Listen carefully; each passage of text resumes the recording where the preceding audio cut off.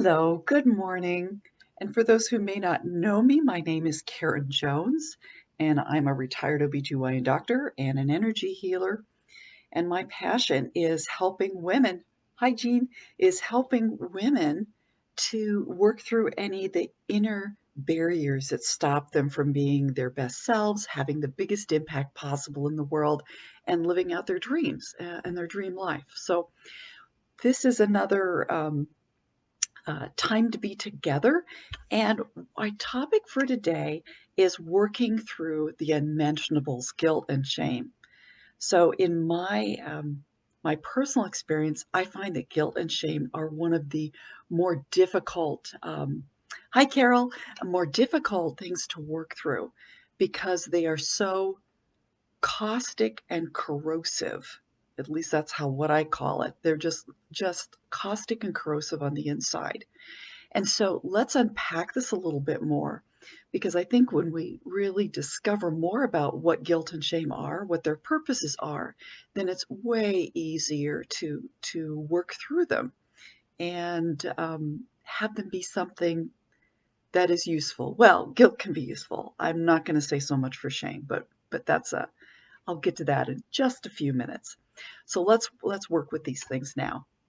Now, because guilt and shame are such crunchy emotions, I would like you to take a moment, whether you're watching this live or you're watching this on replay, to go ahead and put your awareness in your hips and pelvis. Notice your breathing and then awareness all the way down in your hips and pelvis. Because even just talking about this may make those feelings of guilt and shame come up. And the reason is if we have unresolved guilt and shame, then just talking about them sets up a resonance, and the old stories, the old experiences that haven't been digested, as it were, will come up. So if you keep some part of your awareness in your hips and pelvis and keep breathing, that really helps us all to cope better with it. And we'll do a little bit more breathing at the very end because I want to make sure that you are back in yourselves, in your heart, in your body, in your most mature self. Okay, so let's talk about these for a moment. So guilt is basically the feeling we get when we've committed some specified offense or crime. And typically it is something in which we are out of integrity with ourselves. We somehow have betrayed our values, what we um, what we know and believe ourselves to be. And so we get that feeling of guilt. Um, there, the purpose of guilt is it really helps us to remind us that we're out of alignment, and it's an internal push to come back into alignment. And to do that, we really have to acknowledge that I was out of integrity, that I was away from my values. Okay, and it's interesting. Okay, let me share a guilt story. Okay, so in my work as a doctor, I would be on call, and sometimes I'd get woken up at 2 o'clock in the morning, knowing that it would be hard to go back to sleep later, and and the resident would ask me a question, and there would be at times when I would be snappy, not in my best self, clearly, for reasonable reasons, but it still wasn't in my best self. So I'd snap at the person. And then almost immediately, maybe I'd hang up the phone. Almost immediately, I would get this sense of guilt because it wasn't their fault. They were doing what they were actually supposed to do. I was the one that was out of line with what I needed to do. So I would feel this guilt and it would push me to one, acknowledge I was out of line. I was out of alignment. I betrayed my own values. And then to do something about it, go back to that person and apologize because that was the action I needed to take. And the interesting thing is, when that would happen, I would be angry. And sometimes I would be angry at the person, but most of the time I would realize my anger was really to myself. I was angry at myself. And so I needed to come back to myself, acknowledge, and all that. So again, the purpose of guilt then is to confront my actions and to give me the oomph, the power of that discomfort to do something about it, make amends, acknowledge it, make amends, apologize, whatever I needed to do. And again, for the future, it would be uncomfortable enough that it would encourage me to not do that same action again. So when you look at it that way, guilt has some benefit as long as we deal with, understand that that's what's going on. Acknowledge it, feel it, acknowledge it. Bring myself back to myself and discover how I can come back into alignment, whether it's an apology, make amends, whatever needs to be done in that situation. Um, and of course, for me, it was really being aware that when I was angry at this happening, I was really angry at myself, and to let myself not use that anger against the other person, but bring it back to where it was really work it through, do my own thing. Okay, so that's guilt. Has some use, has some utility. Let's talk about shame. Shame is more difficult. And I know we've all had the experience of shame, and it's a hugely unpleasant, horrible feeling. There generally isn't as much anger with it. It's a pull in, contract kind of emotion. Um, so again, the definition is a painful feeling of humiliation and distress caused by the consciousness of wrong or foolish behavior. But even more than guilt, instead of guilt, which is saying, I did a bad action, my action was wrong. This is, I am wrong, I am bad for some reason. And with that combination of rejection, of self hatred, not just angry at myself, but actually self hatred, that I'm dishonored, it really can lead to depression and anxiety. And it really causes us to, because of the contraction, because of the horribleness of that shame, and I'm bad, it becomes secret. We'll share our guilt. It's way harder to share shame because I'm coming at it thinking I am bad. And if I share it with anybody, they're going to know I'm bad too. And that's horrible, horrible, horrible feeling. So that becomes the double bind of shame because the way to get through it is to some extent, is to share it with somebody who will be there and love you and accept you as you are and be a reminder that no, you are a good person. That situation does not mean you're bad. Anyway, but I'm getting a little ahead of myself. Let's go back and unpack a little bit more with shame. The other part I notice for sure when I'm feeling in shame is I feel unworthy of being loved. I feel unworthy of being accepted. And I feel unworthy of connecting with other people. So I become isolated in the shame. And again, that is part of what makes it so destructive and so hurtful. Now, in some of I just did a little bit of reading on this. One psychologist said there are actually four types of shame, and I thought this was really interesting to bring it up because partly it's an experience we all have, and it's important to normalize it, and it's important to go back and say, I did not have to feel shame in that situation. So the first type is what he called unrequited love, and we certainly may have had that experience as an adult, but you can also get it as a child or baby. And one of the examples is if you look under attachment theory, which is how we as babies attach to our mothers, that's our first attachment.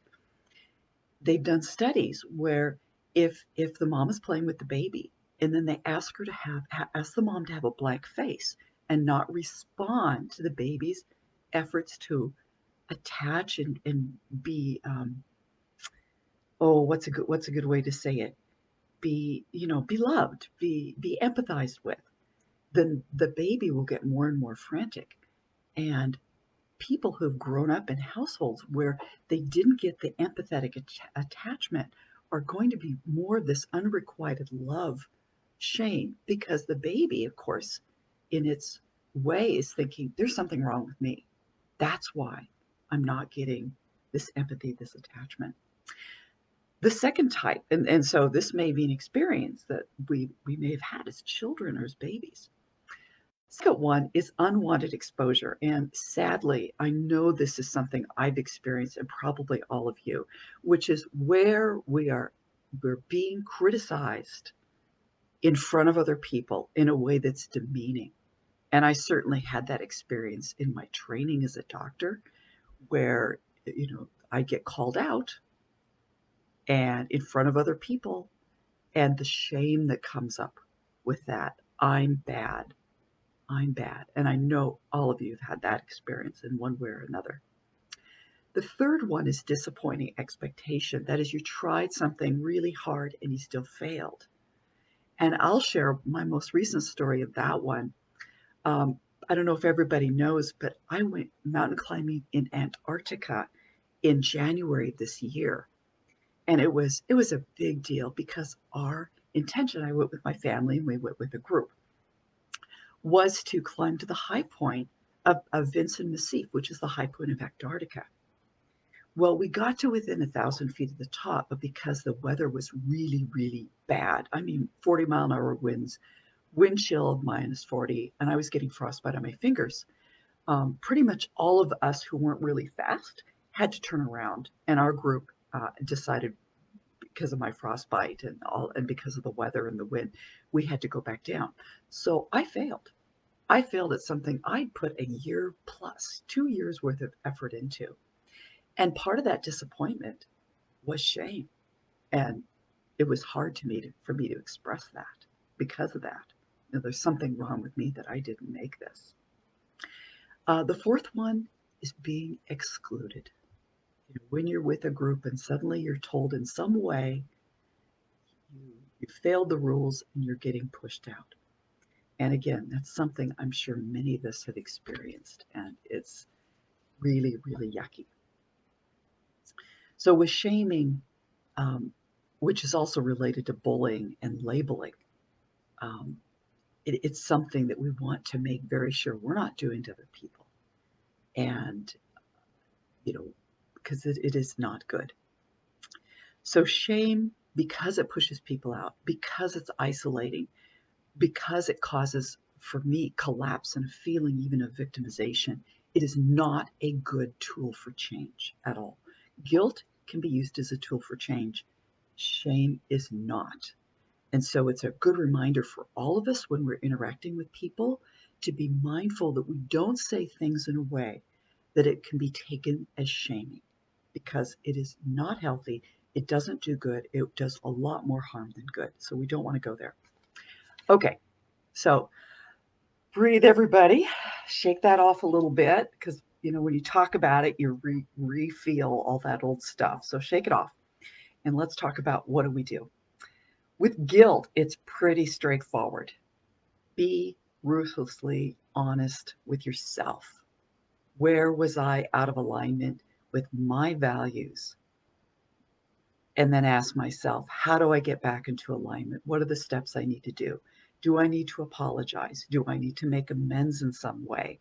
Do I need to talk with someone and explain what do I need to do? And then just do it. And it's not fun. It's crunchy. Like I said, I get angry at myself and go, dang it, do I have to apologize? And then remind myself, yes, yes. If that's what I need to do, that's what I need to do. So go ahead and do it. Pull on my big girl pants, come back to myself, be in my center of power in my hips and pelvis, in my heart. Acknowledge that my intention is to be the best I can be. So I'm going to do this. I'm going to do this. And then from that stance, go ahead and do what needs to be done. Shame. Because shame wants us to hide, to save face, to conceal, and to attack other people, to make it seem like they're the ones that have done something shameful, not me, um, it becomes more difficult to work with that. But part of it again is to come back into your center of who you are as who you really are. Again, awareness in your hips and pelvis. Bring up that feeling of who you are when you're at your most mature, responsible, capable, compassionate self. And at that part, from that stance, hold that part of yourself that is feeling excluded and isolated. Hold that, hold yourself. The other part is because it wants you to be secret. I really recommend if you finding someone who loves you, that you can, very good friend, very good confidant, a coach, someone who can be with you on this journey and express it to them. Because being held in that container of love and compassion is the antidote. Because it helps when someone reminds you you are a good, lovable person. You are worthy of being loved and connected with. The action isn't you. You aren't that. And so that will help us to come back into ourselves and to really know the truth of who we are. So important work to do, not to just hide it, not to repress it or suppress it, pretend it isn't there, but to really, as it wants to come up, confront it in the most healthy way as possible. So that's what I am saying today about guilt and shame and how to work them through. And again, for a moment, awareness in your hips and pelvis. Breathe, hand in your heart, saying, I know the truth of myself. I am lovable. I am compassionate to others, and I extend that compassion to myself. And breathe, knowing this is the truth of who you really are. Thank you for listening, for being with me this morning. I so appreciate it. And whether you're listening live or on replay, go ahead and drop a comment how this was for you. And if you'd like notifications when I'm doing lives, you can also do your settings so you get notifications. All right, everybody. Hope your day is wonderful and knowing the truth of who you are. Blessings. Love you all.